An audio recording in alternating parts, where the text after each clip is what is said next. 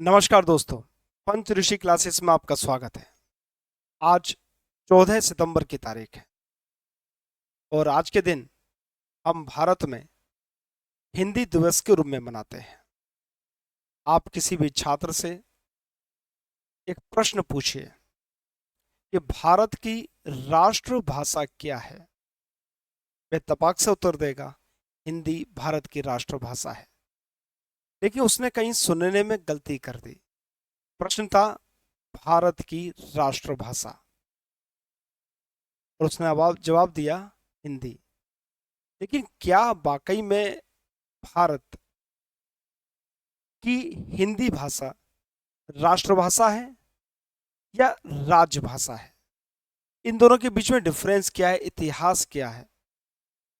इन सब बातों को आज हम लोग डिस्कस करते हैं अपनी आज की इस कक्षा में कि हिंदी राष्ट्रभाषा या राजभाषा। तो शुरू करते हैं अपनी कक्षा। हम लोगों ने एक कहावत सुनी होगी, एक नारा सुना होगा कि हिंदी ये हम वतन है, हिंदुस्तान हमारा, सारे जहां से अच्छा हिंदुस्तान हमारा। तो इसमें हिंदी को गौरवान्वित किया गया है। हिंदी भाषा जो कि सबकी मुंह जुबानी भाषा है और अधिकांश लोग इसमें कंफर्टेबल फील करते हैं, लेकिन उसके बावजूद भी हिंदी को राष्ट्रभाषा का दर्जा नहीं मिला। क्या कारण रहे होंगे, और यदि कुछ कारण रहे हैं तो वर्तमान की स्थिति क्या है? इन सब बातों के लिए आज की हम लोग कक्षा को देखते हैं और समझते हैं।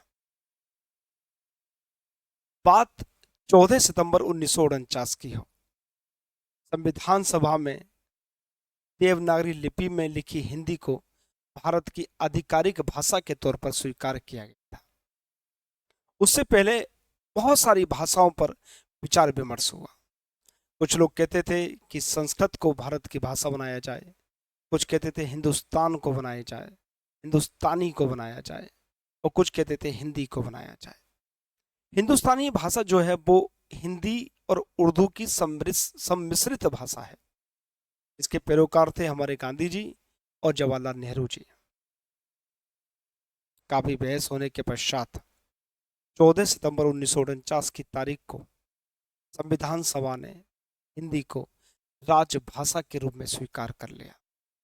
हालांकि 1950, 51 और 52 में हिंदी दिवस के रूप में इस तारीख को नहीं बनाया गया था। पहली बार 14 सितंबर 1953 को 14 तारीख को हिंदी दिवस के रूप में मनाया गया था।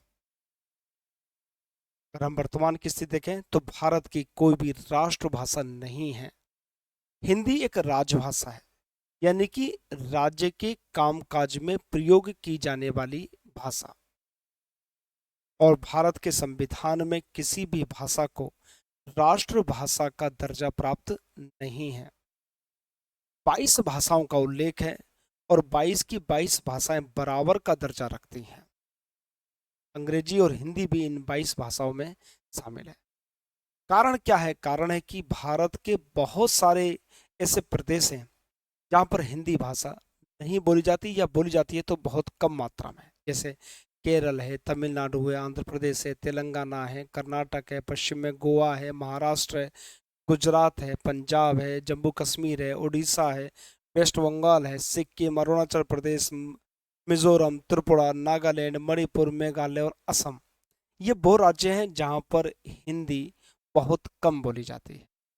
सिर्फ हिंदी भाषी बेल्ट है वहाँ पर हिंदी भाषा बोली जाती है, अन्य स्थानों पर हिंदी भाषा नहीं बोली जाती। हम वर्तमान स्थिति देखेंगे भारत के संविधान में क्या लिखा हुआ है इस संदर्भ में। तो पहले भारत का संविधान देख लेते हैं, फिर आगे की बात करेंगे। देखिए, भारत के संविधान का अनुच्छेद है 343, जो संघ की राजभाषा के बारे में बात करता है। संघ की राजभाषा, देखिए शब्द लिखा हुआ है राजभाषा, राष्ट्रभाषा शब्द नहीं लिखा हुआ है। हिंदी और लिपि देवनागरी होगी। ठीक है, ये बात की गई। देखिए सुनिए दूसरी बात।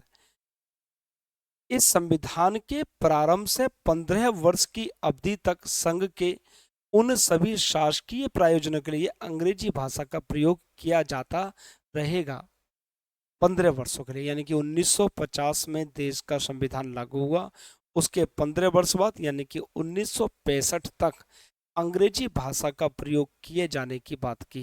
यानी कि 1965 के बाद अंग्रेजी भाषा का प्रयोग कार्यालयों में या सरकारी कार्यों में प्रयोग नहीं किया जाएगा, ये देश के संविधान को लागू करते समय बात कही गई थी। ठीक है, तो 15 वर्ष की अवधि की बात की गई थी 1965 तक की। ये वर्तमान में भारत के संविधान की स्थिति है। आपके सामने भारत का संविधान खुला हुआ, अनुच्छेद 343 के तहत ये लिखा हुआ है। अब वो क्या कारण रहे होंगे जिसकी वजह से हिंदी को राष्ट्रभाषा नहीं बनाया गया? इस बात को लेकर कि कौन सी भाषा राष्ट्रभाषा बने या राजभाषा बने, इस बात में बहुत लंबी चौड़ी बहस हुई। दक्षिण भारत के लोग हिंदी भाषा को राष्ट्रभाषा बनाने के खिलाफ थे। उनका कहना था कि तमिल और तेलुगु इस भाषा से पुरानी भाषा है, क्यों ना उसको राष्ट्रभाषा बनाया जाए। इतिहासकार रहे रामचंद्र गुहा, इन्होंने अपनी पुस्तक इंडिया आफ्टर गांधी में एक जगह लिखा हुआ है, आपके सामने लिखा हुआ भी है, कि मद्रास का प्रतिनिधित्व कर रहे थे टीटी कृष्णमाचारी, जो कि प्रारूप समिति के भी सदस्य थे। उन्होंने कहा था कि मैं दक्षिण भारतीय लोगों की ओर से चेतावनी देना चाहूंगा, दक्षिण भारत के लोगों की तरफ से, कि यदि आप देश के बंटवारा करने को तैयार हों तो हिंदी को राष्ट्रभाषा बना दीजिए। यानी कि दक्षिण भारत में इतना विरोध था हिंदी को राष्ट्रभाषा बनाने के लिए कि वो बंटवारा करने तक को तैयार थे। टीटी कृष्णमाचारी, जो कि वहां के लोगों की भावनाओं को जानते थे, वो कह रहे थे कि यदि आप देश का बंटवारा, एक और बंटवारा करने को तैयार हों तो आप हिंदी को राष्ट्रभाषा बना दीजिए। ठीक है, इनमें लिखा हुआ है कि मेरे यूपी के दोस्त थे जवाहरलाल नेहरू, यूपी के दोस्त हिंदी साम्राज्यवाद की बात करें, हमारी समस्या और ना बढ़ाएं। मेरे यूपी के दोस्त ये तय कर लें कि उन्हें अखंड भारत चाहिए या हिंदी, उन्हें अखंड भारत चाहिए या हिंदी, दोनों में से एक चूज कर लिए। बड़ी मजबूरी थी, क्या करें क्या ना करें। 15 साल बाद यानी कि 1965 तक सभी राजकाज के काम अंग्रेजी भाषा में किए गए। हालांकि हिंदी समर्थक नेता रहे बालकृष्ण और पुरुषोत्तम दास टंडन, इन्होंने अंग्रेजी भाषा का विरोध किया था, लेकिन प्रारंभ के 15 वर्षों के लिए अंग्रेजी भाषा का प्रयोग करने के लिए छूट प्रदान कर दी गई थी। लेकिन जैसे ही 1965 आया, यानी कि अब हिंदी को सरकारी कार्यालयों में प्रयोग किया जाना था, और जैसे ही 1965 आया, दक्षिण भारत में आंदोलन तेज हो गए। चित्र आप लोग देख रहे हैं, ये तमिलनाडु का चित्र है, जहां पर लोग हिंदी भाषा को राजभाषा के रूप में भी मानने को तैयार नहीं। उनको लगा कि अब हिंदी राष्ट्रभाषा बन जाएगी। तो 1965 में जब राष्ट्रभाषा पर फैसला लेना था, तो तत्कालीन प्रधानमंत्री लाल बहादुर शास्त्री ने हिंदी को राष्ट्रभाषा बनाए जाने का फैसला तय कर लिया। उन्हें लगा कि अब हिंदी को राष्ट्रभाषा बना दिया जाए। 1965 की बात है, लाल बहादुर शास्त्री उस वक्त देश के प्रधानमंत्री थे। लेकिन दक्षिण भारत के कई इलाकों में विरोध प्रदर्शन शुरू हो गया, हिंदी किताबें जलाई गईं, तमिल भाषा के लिए लोगों ने अपनी जान तक दे दी। तो कांग्रेस वर्किंग कमेटी ने अपने फैसले पर नरमी दिखाई और फिर सरकारी कामकाज के लिए कोई भी भाषा चुन सकता है, ऐसी व्यवस्था करी। कांग्रेस के फैसले में कहा गया कि केंद्रीय स्तर पर हिंदी और अंग्रेजी दोनों भाषाओं का इस्तेमाल किया जाएगा, 1965 की बात बता रहा हूँ, और राज्य स्तर पर जो भाषा वो इस्तेमाल करना चाहें वो इस्तेमाल कर सकते हैं।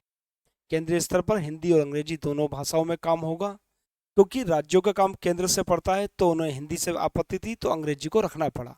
तो हिंदी और अंग्रेजी में केंद्रीय स्तर पर काम कर सकते हैं, और राज्य स्तर पर वह जिस भाषा में चाहे उस भाषा में काम कर सकते हैं। आप चित्र देख रहे हैं, ये तमिलनाडु राज्य में हुए हिंदी भाषी विरोधी आंदोलन का एक चित्र है। लोगों ने वहां बहुत विरोध प्रदर्शन शुरू कर दिया।